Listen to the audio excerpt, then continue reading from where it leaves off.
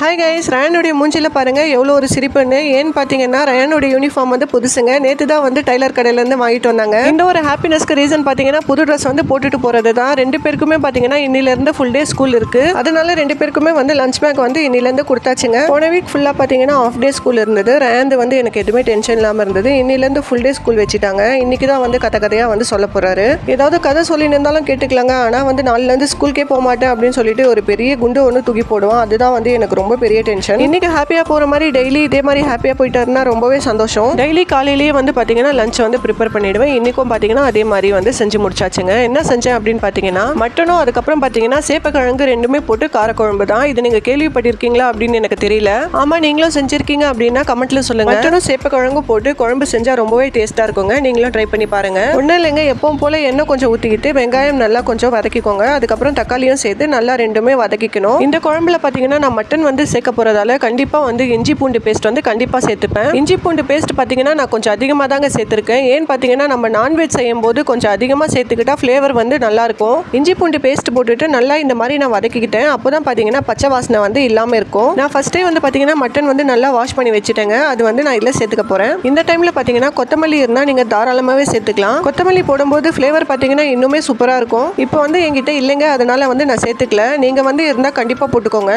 கறி சேர்த்துட்ட அப்புறம் நான் கொஞ்ச நேரம் நல்லா பச்சை வாசனை போற வரைக்கும் நல்லா வதக்கி விட்டுட்டேன். அதுக்கப்புறம் பாத்தீங்கன்னா நான் எடுத்து வச்சிருந்த சேப்பக்கிழங்கு கூட சேர்த்துட்டேன். ஒரு கிழங்கு வந்து சீக்கிரமா வந்து வெந்துடும். ஒரு கிழங்கு வந்து வேகவே வேகாது. இந்த மாதிரி வந்து நம்ம ஃபர்ஸ்ட்லயே போட்டுட்டா ரெண்டுமே சேர்த்து நல்லாவே வெந்துடும். இந்த மாதிரி டைம்ல மஞ்சள் தூள் உப்பு போட்டு நல்லா வந்து மிக்ஸ் பண்ணிக்கலாம். இது வந்து நான் இப்போ போடலைங்க. ஏன்னு பாத்தீங்கன்னா நான் எல்லா மசாலாவும் சேர்த்து போட்டுட்டேன். அதனால வந்து நான் இப்போ போடல. நான் ஃபர்ஸ்டே வந்து காமிச்சிருப்பேன். வெங்காயம் தக்காளி வந்து கட் பண்ணி வச்சிருப்பேன். அது எதுக்குன்னு பாத்தீங்கன்னா இந்த மாதிரி பேஸ்ட் பண்றதுக்காக தாங்க. இந்த மாதிரி நான் வந்து ஃபைண்டா பேஸ்ட் பண்ணி நான் அதுல வந்து சேர்த்துக்கிட்டேன். நான் வந்து இதுல என்னென்ன மசாலா போட்டிருக்கேன் அப்படின்னு பாத்தீங்கன்னா எப்பவும் போல தாங்க மிளகாத்தூள், மஞ்சள் தூள், தேவையான அளவு உப்பு, அவ்வளவுதாங்க. இதுல வந்து நான் கொஞ்சம் புளி வந்து சேர்த்துக்க போறேன். நான் வந்து புளி பாத்தீங்கன்னா ஏற்கனவே ஊற வச்சிட்டு இருந்தேங்க. அதுதான் நான் வந்து இதுல சேர்த்துக்க போறேன். இது எல்லாமே போட்டுட்டு கொஞ்ச நேரம் கொதிக்க விட்டதாங்க அந்த பச்சை வாசனை எல்லாம் போகும். ஏன்னா வெங்காயம் தக்காளி வந்து நம்ம அரைச்சி போட்டிருக்கோம். அதனால வந்து பச்சை வாசனை போகணும்னா கொஞ்ச நேரம் வந்து கொதிக்க விடணும். இதுல பாத்தீங்கன்னா எண்ணெய் வந்து நான் கொஞ்சம் கம்மியா தாங்க சேர்த்திருக்கேன். மட்டன்ல வந்து ஏற்கனவே வந்து கொழுப்பு அதிகமா இருக்கும். அதனால வந்து எண்ணெய் வந்து நான் கம்மியா சேர்த்திருக்கேன். என் ஹஸ்பண்ட்க்கு பாத்தீங்கன்னா டிஃபன் கூட வந்து காலையிலேயே கட்டி கொடுத்துடணும். அதுக்காக தாங்க தோசை ஊத்திட்டு இருக்கேன். அந்த கேப்ல பாத்தீங்கன்னா டேஸ்டியான ஒரு மட்டன் குழம்பு கூட ரெடி ஆயிடுச்சுங்க. இந்த வீடியோ உங்களுக்கு பிடிச்சிருக்கும் அப்படின்னு நினைக்கிறேன். மறக்காம நம்ம சேனலை சப்ஸ்கிரைப் பண்ணிடுங்க, லைக் பண்ணுங்க.